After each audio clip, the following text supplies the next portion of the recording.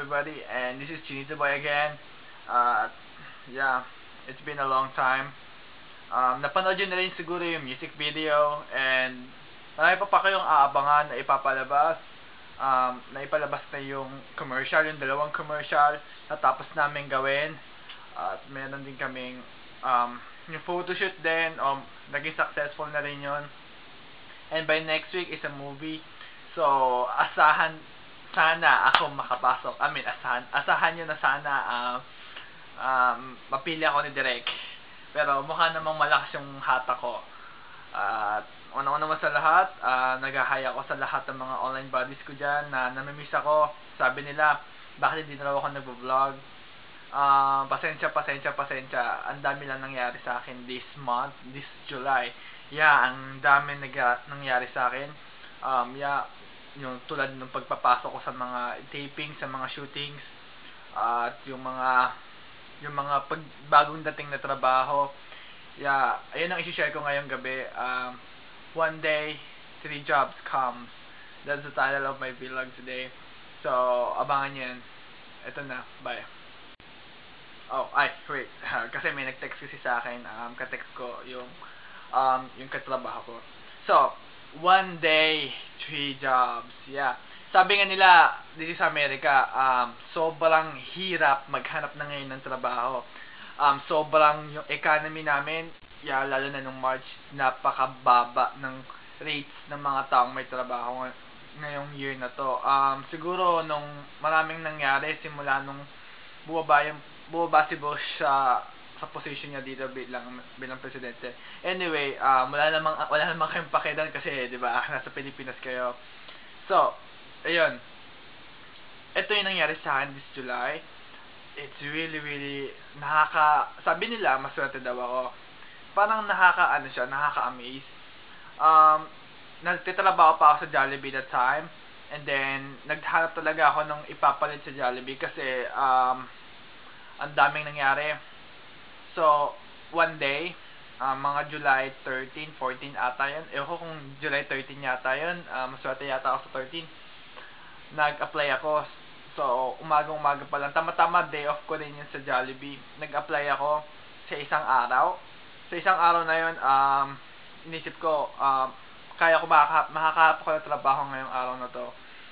So, naglakad-lakad ako. Send ako ng mga resume sa emails. And naglalakad-lakad ako kung saan-saan.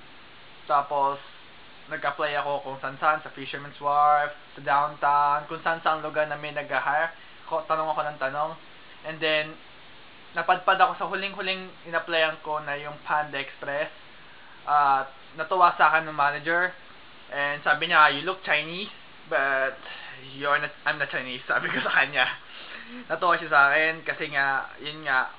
And then sabi niya, nakikita lang niya sa akin yung determinations ko para makahanap ng trabaho. And sabi niya din sa akin, natutuwa siya dahil kasi yun yung reason ko bakit umalis na ako sa Jollibee. I want to grow. I want to enhance and purchase all of the skills and sa mga iba't ibang company. So, hindi naman talaga habang buhay na sa Jollibee ka, diba? Ayun, so, nandun ako sa Panda Express. And then, pagka-submit ka ng application, in-interview na agad ako. Grabe, nakaka-intimidate nga kasi, bilhin mo ba naman, habang in-interview ako, pinapakain ako ng orange chicken saka ng fried rice. Yeah, ng manager. And then, yun nga, mukhang hired nga ako. Sabi nga sa akin ng assistant manager na isang Filipino din. And then, yan, a week ago, may tumawag ulit sa akin. Then, sabi niya, for interview. So, in-applyan ko siya bago ako sa huling-huli doon sa Panda Express. Sa Fisherman's Wharf. Sabi niya, may interview daw ako. So, pumunta ako. And then, napag-alaman ko, Filipino rin yung nag-i-interview. Then, sabi niya sa akin, balik daw ako. Sabi niya, di pa daw sure yung interview na yon. Then, after a week ago, again, after that, natanggap ako. Natanggap ako that time. And then, bago pa yung sa Fisherman's Wharf, may in-applyin ako sa isang hotel. And bilang bellboy lang, mga bagahero ba yung tawag nila sa Tagalog. Nakakatawa. Nakakatawa siya kasi tumawag din sa akin. Sabi sa akin, nasa schedule na yung interview ko. So, pumunta ako sa interview. And then, sabi niya sa akin, balik ulit ako ng 1 week. Then, after yung 1 week na doon sa Fisherman's Wharf, bumalik ako, sabi niya sa akin, oh, you're hired. Bago pa ako, nalaman ko lang na hired na ako sa Fisherman's Wharf nung papasok pa lang ako sa Jollibee. Kasi nga, nag-call in sick ako sa Jollibee nung Sunday. Kasi nga, hindi kasi alam ng mga coworker ko sa Jollibee na minsan nagte-tapings ako ng mga kasi hindi ko pinapaalam talaga. And then sabi sa akin ng supervisor ko, baka nga daw naasar ako sa kanya kasi nga every Sunday daw and Saturday nagko-call in sick ako.